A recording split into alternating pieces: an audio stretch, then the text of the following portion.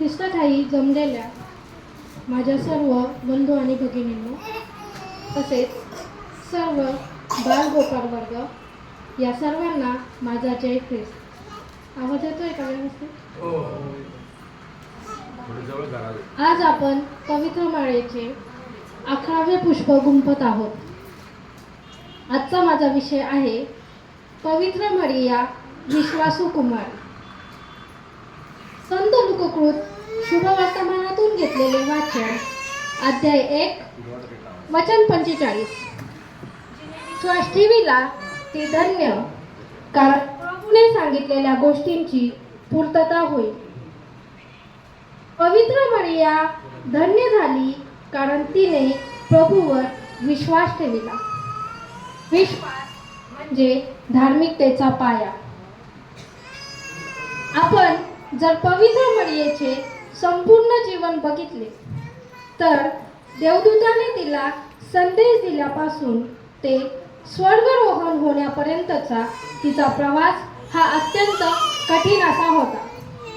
तिच्या मार्गात अनेक अडचणी आल्या, संकटे आली, दुःखे आली, परंतु ती कधीही खचली नाही. तिने हार मानली नाही. तिचा प्रभूवरचा विश्वास कधीही हलला नाही. विश्वास कधीही हलला नाही. ती कधी डगमगली नाही. काही गोष्टी तर अशा घडल्या ज्या तिच्या समजण्यापलीकडच्या होत्या, पण त्या सर्व गोष्टी तिने आपल्या अंतःकरणात ठेवल्या आणि त्यावर ती मनन चिंतन करीत राहिली.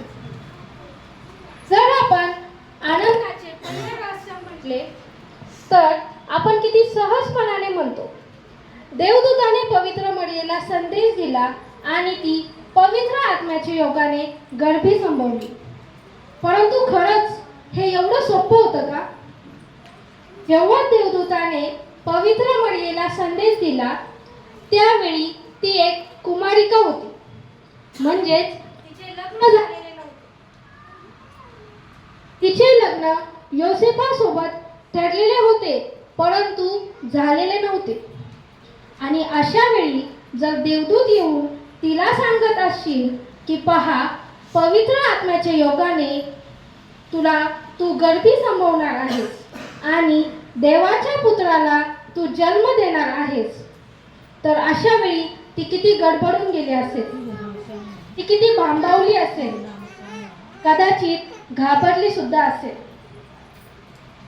समाज मला काय म्हणेल? माझा होणारा पती मला स्वीकारेल का? आणि सर्वात महत्त्वाचं म्हणजे देव माझ्यावर एवढी मोठी जबाबदारी टाकतो आहे. देवाच्या पुत्राला जन्म द्यायची जबाबदारी, एवढी मोठी जबाबदारी मला निभावता येईल का? देवाच्या पुत्राचे पालन पोषण मला करायचे आहे. देवाच्या पुत्राचा सांभाळ मला करायचे आहे. देवाच्या पुत्राला जन्म मला द्यायचा आहे. एवढी मोठी जबाबदारी मला निभावता येईल का? असे एक ना अनेक प्रश्न तिच्या मनात पडले असते.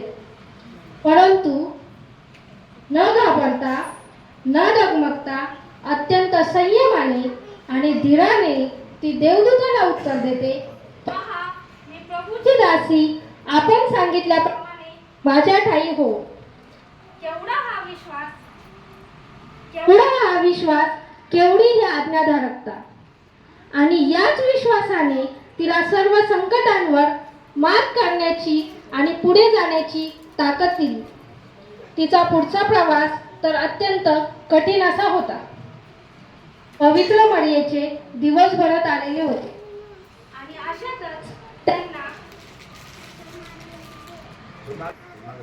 आणि अशातच त्यांना त्यांचे गाव सोडून बेथलेम या गावी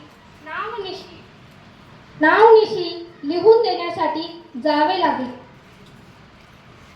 आपण जर सध्या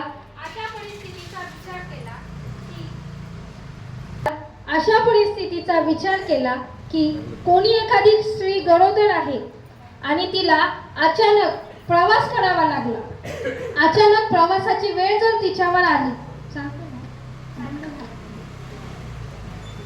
अचानक जर प्रवासाची वेळ तिच्यावर आली तर आपण तिच्या प्रवासाचे किती नियोजन करतो, तिची आपण किती काळजी घेतो, तिला कोणत्या मार्गे न्यावे म्हणजे जरा कमी खड्डे आढळतील, तिला कोणत्या गाडीने न्यावे म्हणजे तिचा प्रवास जास्त सुखकर होईल, तिला प्रवासामध्ये कोणकोणत्या गोष्टी लागतील